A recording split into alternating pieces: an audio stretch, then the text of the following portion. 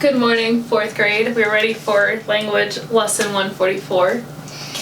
Just a couple things here before we get started. Justin, your comment this morning about, he asked if I could give you a video tour of our house sometime. And yes, I want to do that. I want to give you a tour of our house and our property here, since why not? I'm at home, so this would be a great chance to do that. Probably later this week or next week.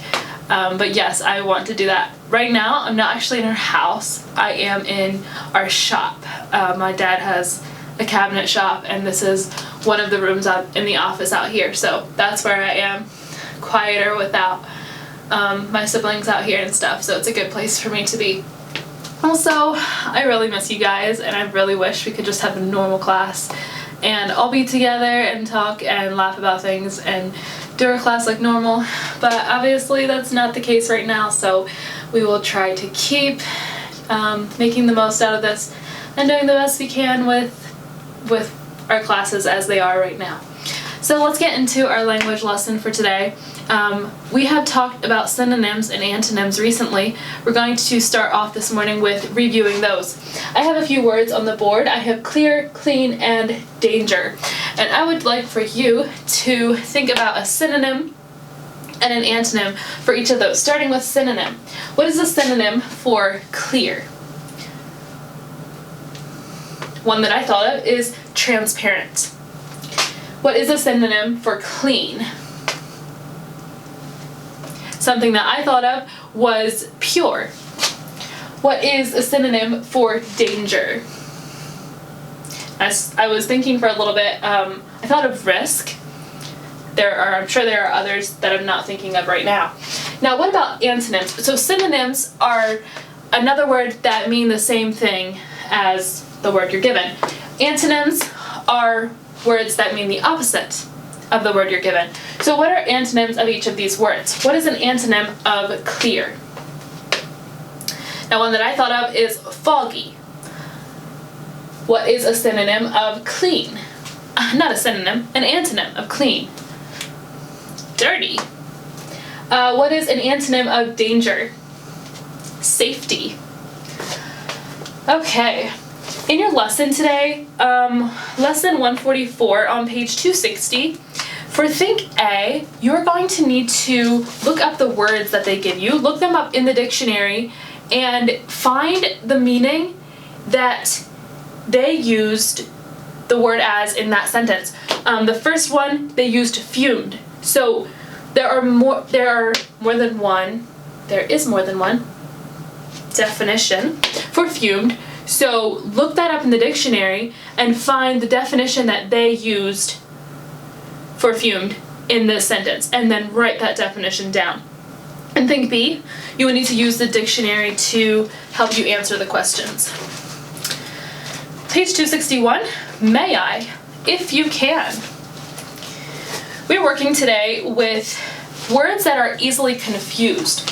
There are a number of different sets of words that, when used in the English language, they are often confused with each other because they mean closely to the same thing, but they don't actually mean the exact same thing. There is one proper one to use over the other. So we're going to talk about those this morning. Now, we have 4 sets of those words in our lesson today, and the first one is amount or number. So amount is used when we cannot count something. It's a quantity that you can't count. Number is when you can count. For example, what amount of sugar does the recipe call for? So you can't count exactly how many pieces of sugar it is or something like that. So we use the word amount. The next sentence, what is the number of new students in your class? Now that is something that you can count. So we use number. Between and among. Use between when dealing with only 2 people or things. Use among when dealing with more than 2. Split the apple between the 2 of you. There they use between because it's just talking about 2 people. Divide the apple sections among the 4 of you. There they used among because it's more than 2. Fairly simple there. Just something that we need to remember. Can and may. Use can when you refer to ability. If you are able to do it, you use can. Use may when you're referring to permission. If you are allowed to do something, you may. So in that case, you would use the word may. For example, I can swim well. That's saying you have the ability to swim well. May I go swimming now, Mom? That's asking, may I have permission to go swimming? You should not say, I may swim well. I guess you could if you are allowed to swim well, but that's probably not what you meant. And you should not say, can I go swimming now, Mom?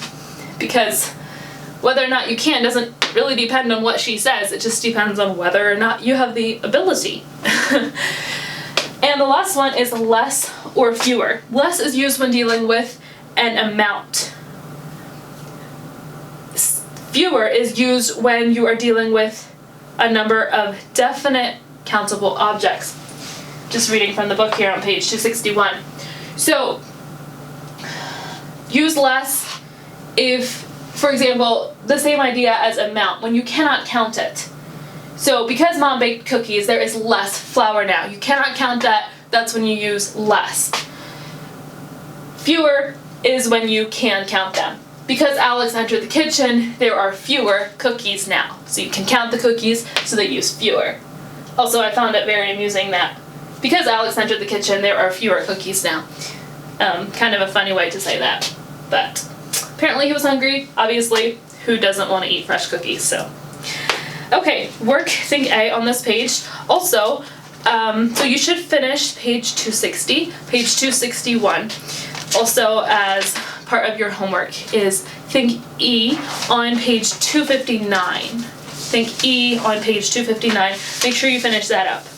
Keep reading your book report book.